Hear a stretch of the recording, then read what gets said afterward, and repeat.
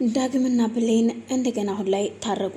ግን ደግሞ ብሌንም ዳግምን የሆነ ነገር እንዲያደርግላት ቃል እያስገባችሁ ነው። ዳግም በፍጹም ይሄ ነገር ከባድ ነው። ቃልን እንኳን እንደዚህ አይነት ጥያቄ ጠይቂያት አይደለም። እንደውም ቃል በእኔና ባንቺ መሀል እየገባች ነው እና ምን አይነት ጥያቄ ነው እየጠየቅሽኝ ያለሽው? ብሌን እያደረግሽው ያለሽው ነገር ልክ አይደለም። ይኸውልህ ዳግም እንድትረዳኝ እፈልጋለሁ። ካንተ ውጭ ሌላ ማንንም ሰው አልጠይቅም፣ መጠየቅም አልችልም። ስለዚህ አንድ ያለኝ አማራጭ አንተ እናንተ ነህ። ደግሞ ስለ እናቴ ነው። እናቴን ማግኘት እፈልጋለሁ።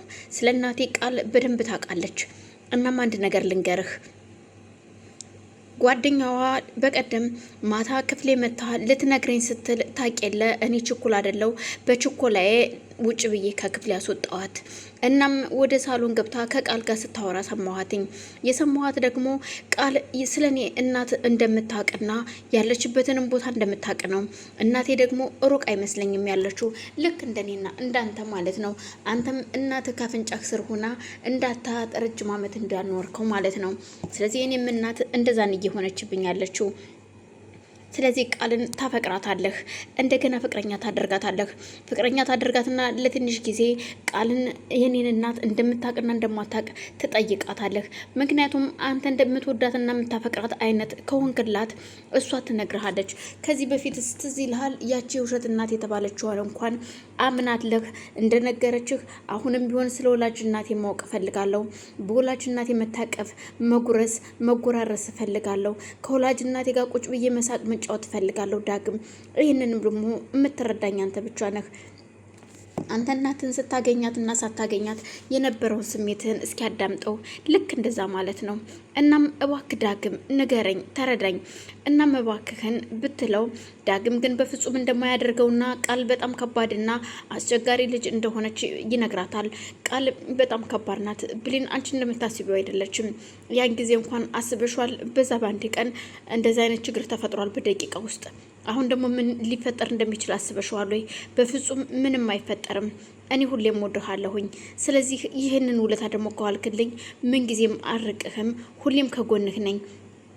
እናም ንገረኝ እባክህን ስትለው ልመናውና ጭንቁ ሲበዛበት እሺ ይላታል። እናም አሁን በቃ አንቺም ሂጅና እናቴን ሰላም በያት። እናቴ በጣም ተቀይማሻለች፣ አዝናብሻለች። ከኔ ጋር በመጣላትሽ እናቴን ሄድሽ አልጠየቅሻትም። እናቴ ላንተ ብቻ ሳትሆን ለኔም እናቴ ነች። ያንተ እናት እኔን መንገድ ላይ አንስታ እያሳደገችኝ እዚህ ደረጃ ያደረሰችኝ እማ ነች። ስለዚህ ላንተ ብቻ ሳትሆን ለኔም እናቴ ነች። ግን ቆይ ምን ሆኜ ነው ግን እናቴ ገነትን እየተውኳትኝ? የሚገርም ነው። ስለዚህ ችግር የለውም እኔ አሁን ሂጅ ገነትን ሰላም እላታለሁ፣ እሄዳለሁ ቤት ትለዋለች። በቃ ትልና አመሰግናለሁ ዳግም፣ ዛሬውኑ ትጀምራለህ ጥያቄውን በማለት አስጠንቅቃው ትሄዳለች። ብሌን ሄደችው ገነት ጋር ነበር። ገነት እንደ በፊቱ ስቃል ነበር የተቀበለቻት። በር ከፍታ ስትገባ እንኳኩታ ፊቷን ተኮሳትራ ነበር። እማ ሰላም ነሽ ወይ የሚል ሰላምታዋን ስታቀርብላት፣ ምን ነው ዛሬ እንዴት መጣሽ እባክሽ? ምን ነው ታረቃችሁ እንዴ ዛሬ እየመጣሹ ወደኔ? ስትጣይ ያንቺ እናትሽ አይደለሁም፣ ስትታረቁ እናትሽ ነኝ። ቆይ አንቺ ምንድን ነው እንደዚህ የሚያደርግሽ ግን? የእውነት አሁን ገና ባዳ መሆኔን አወቅኩትኝ። አየሽ እናትሽ ትክክለኛ እንደ እናትሽማ ብታይኝ ኑሮ ከሱ ጋር ብትጣይም እንኳን እኔን አትረሽኝም ትጠይቅኝ ነበረ። የሚገርም ነው በማለት ገነት ስትናገራት፣ እማ እባክሽን ይቅርታ አድርጊልኝ። አዎ ጥፋተኛ ነኝ። ደግሞ ስለመጣላታችንስ ማን የነገረሽ? እማ እባክሽ ይቅር በይኝ በማለት ገነትን ይቅርታ ስጠይቃት፣ ገነትም ልጄ እኔ ባንቺ የሚጨክን አንጀት የለኝም፣ ግን አንድ ነገር እንድታቂ ፈልጋለሁኝ። ይውልሽ ሁሉም ሰው ሊቀር ይችላል።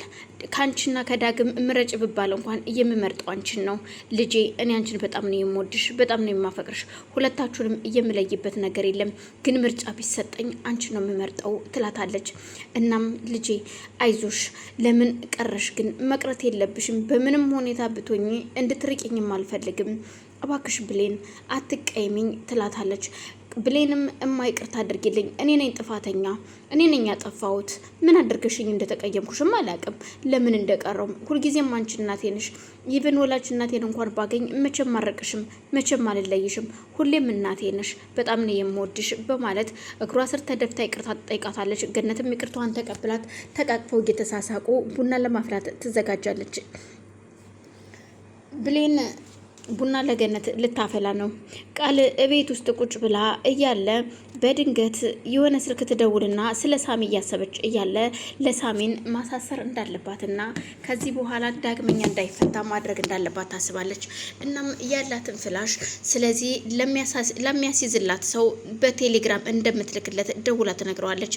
ከዛም ፍላሹን ኮፒ ለማድረግ ላፕቶፕን ስትከፍት ከላፕቶፕ ላይ ምንም አይነት መረጃ የላትም። ትደነግጣለች። መቼ ነው ያጠፋሁት? ወይኔ ጉዴ! አሁን እኔ ሰው ነኝ ወይ ቃል በማለት ተናዳ እያለቀሰች እያለ ጨጓራውን ያማታል። ጨጓራዬ ወይኔ ጉዴ! እንደምንም ብላ ተንፋቃ ከመኝታዋ ላይ ተነስታ የጨጓራ መድኃኒት ስትፈልግ አልቆ ታገኘዋለች። እንደምንም ብላ እያቃሰተች ወደ ሳሎን ሄዳ ብትፈልግም እንኳን እሱን ስታጣ ግራ ተጋብታ ውጭ ወታ ቁጭ ብላ ደረጃ ላይ እያለቀሰች እያለ በድንገት ዳግም ይወጣል። ቆይ ምንድነው የተፈጠረው? ምን ሆነሽ ነው? ጨጓራዬን አሞኝ ነው ስትለው እየተንደረደረ ሄዶ ወተት አምጥቶ ይሰጣታል። ወተት አምጥቶ ከሰጣት በኋላም ቆይ መድኃኒትም ላምጣልሽ በማለት መድኃኒት አምጥቶ ሲሰጣት የሚገርም ነው። እንዴት መድኃኒት ሰጠኸኝ? አረ ምን ችግር አለው? ምን ሆነሽ ነው ቃልዬ? ምንድነው የሆንሽው? ሲላት ጨጓራዬን አሞኝ ነው። አይ ምንም አልሆንኩም፣ አሁን ይተውኛል፣ መድኃኒት እኮ አልቆ ነው በማለት የሚገርም ነው። እንዴ አንቺ እንደዚህ ጨጓራሽ ነው የሚያመሽበትንሽ በትልቁ እየተናደርሽ ታረጃለሽ እኮ ትልቅ ሰው ትመስያለሽ ሲላት እናም አይዞሽ እሺ የኔ ቆንጆ በማለት ትዕዛዙን ለማክበር ቢለማመድም እሷ ግን በደቂቃዎች ውስጥ ወደ ላይ ትወጣበታለች። ቆይ ምን እየሆንሽ ነው ቃል? ግን ችግር እኮ አለባት ቃል። እንደ ሌሎች ሰዎች ትዕግስተኛ አይደለችም። ቶሎ ነው እወድሻለሁ ስላት ደግሞ መታ ተጠመጠምብኛለች እንዴ በማለት እሱም ካጠገቧ ቁጭ ብሎ እያወሩ ያለ ቃል እኔ እኮ እወድሻለሁ ግን ይኸውልሽ ተረጋጊና እናወራለን እሺ አይዞሽ በማለት አቅፋ ስስመው በድንገት ሰላም በር ከፍታ ትወጣለች። ስታይ ግራ ትጋባና ቆይ ይሄ ልጅ የብሌን ፍቅረኛ አይደለ ወይ? ከቃል ጋር ደግሞ ምንድን ነው? ቃልስ ምን እያደረገች ነው ወይስ በሁለቱም እየተጫወተባቸው ነው? በማለት ሰላም ግራ ተጋብታ ቆማ ታያለች። ቆማ ካየቻቸው በኋላም እናም ሊሳስ ከንፈሩ ልትስመው ስትል ቃል አይ ቃል እንደዛማ አይሆንም፣ ለማንኛውም አሁን እንሄድበታለን፣ በኋላ ቢያንስ እንወጣለን፣ ወተን ወክ እናደርጋለን ይላትና ትቷት ይሄዳል። ቃልም ተነስታ ልትሄድ ስትል ሰላም ትመጣና ምን እያደረግሽ ነው? ይሄ ልጅ እኮ የብሌን ፍቅረኛ ነው። ምንድነው የምታደርገው አንቺ ልጅ? ቆይ ምን ነው ተበላሸሽ? እናቴ ዝም በይ፣ ስለ ብሌን ምንም የሚያገባሽ ነገር የለም በማለት ሰላምን ትናገራታለች። ሰላምም ተናዳ ስለነበር ውስጥ ገብታ ቁጭ እንዳለች ድንገት የበኃይሉ ስልክ ይጮሃል። በኃይሉ ስላልነበረ የበኃይሉን ስልክ